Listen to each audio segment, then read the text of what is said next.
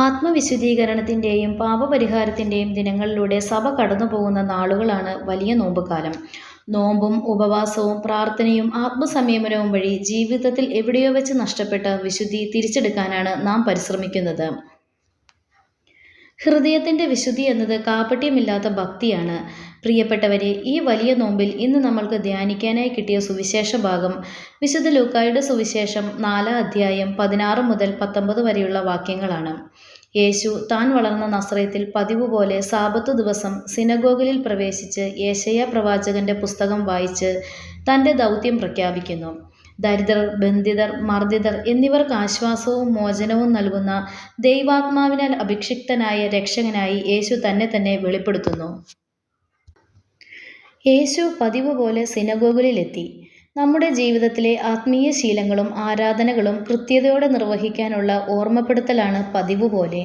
യെശയ്യായുടെ പുസ്തകത്തിലെ പ്രധാന വചനം വായിച്ചുകൊണ്ട് യേശു തൻ്റെ ദൗത്യം പ്രഖ്യാപിച്ചു. ദരിദ്രരോട് സുവിശേഷം അറിയിക്കാനും ബന്ധിതർക്ക് മോചനം നൽകാനും അന്ധർക്ക് കാഴ്ച നൽകാനുമാണ് താൻ വന്നിരിക്കുന്നത് എന്ന് യേശു വ്യക്തമാക്കുന്നു. വിശുദ്ധ ലൂക്കാശ്ലീഹായുടെ സുവിശേഷം 4 അധ്യായം 21 വാക്യത്തിലൂടെ ഇപ്രകാരം പറയുന്നു: ഇന്ന് ഈ തിരുവെഴുത്ത് നിങ്ങളുടെ കേൾവിയിൽ നിറവേറിയിരിക്കുന്നു. വാഗ്ദാനം ചെയ്ത മിശിഹ താൻ തന്നെയാണ് എന്ന് ഉറപ്പിക്കുന്നു. ഇന്ന് എന്നത് വളരെ പ്രധാനമാണ്. യേശുവിൻ്റെ വാക്കുകളിലൂടെയും പ്രവൃത്തികളിലൂടെയും പഴയ നിയമപ്രവചനങ്ങൾ ഇതാ ഇപ്പോൾ പൂർത്തിയാകുന്നു എന്ന് യേശു പ്രഖ്യാപിക്കുന്നു. ദരിദ്രരോട് സുവിശേഷം അറിയിക്കുന്നത് വഴി ഭൗതികമായ ദാരിദ്ര്യം മാത്രമല്ല, ആത്മീയവും മാനസികവുമായ ദാരിദ്ര്യം അനുഭവിക്കുന്നവരെയും ഇത് ഉൾക്കൊള്ളുന്നു. പാപത്തിൻ്റെയും അടിമത്തത്തിൻ്റെയും ചങ്ങലകളിൽ നിന്ന് മനുഷ്യനെ മോചിപ്പിക്കുക എന്നതാണ് ബന്ധിതർക്ക് മോചനം എന്നതുകൊണ്ട് അറിയിക്കുന്നത്. അന്ധർക്ക് കാഴ്ച നൽകുക എന്നതുവഴി അജ്ഞതയുടെയും അവിശ്വാസത്തിൻ്റെയും അന്ധകാരത്തിൽ കഴിയുന്നവർക്ക് സത്യത്തിൻ്റെ പ്രകാശം നൽകുക എന്നതാണ്. യേശുവിലൂടെ ദൈവത്തിൻ്റെ കരുണയും കൃപയും ഇന്നും നമ്മളിൽ നിറവേറുന്നു എന്നതാണ് ഈ വചനത്തിൻ്റെ കാതൽ.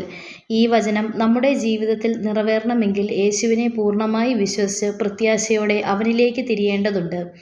നമ്മുടെ ജീവിതത്തിൽ ദൈവവചനത്തിന് മുൻഗണന നൽകാനും പീഡിതർക്കും അവശതർക്കും ആശ്വാസമാകുന്ന സുവിശേഷ ദൗത്യം ഏറ്റെടുക്കാനും ഈ വചനം നമ്മെ ആഹ്വാനം ചെയ്യുന്നു. വിശ്വാസത്തിൽ ബലപ്പെടാനും രക്ഷയുടെ പ്രത്യാശയിലേക്ക് വളരുവാനും ഈ വലിയ നോമ്പുകാലം നമ്മെ സഹായിക്കട്ടെ. ആത്മശുദ്ധീകരണത്തിൻ്റെ ഈ നാളുകൾ ഏറ്റവും അനുഗ്രഹപ്രദമാക്കി തീർക്കുവാൻ നമുക്ക് സാധിക്കണം.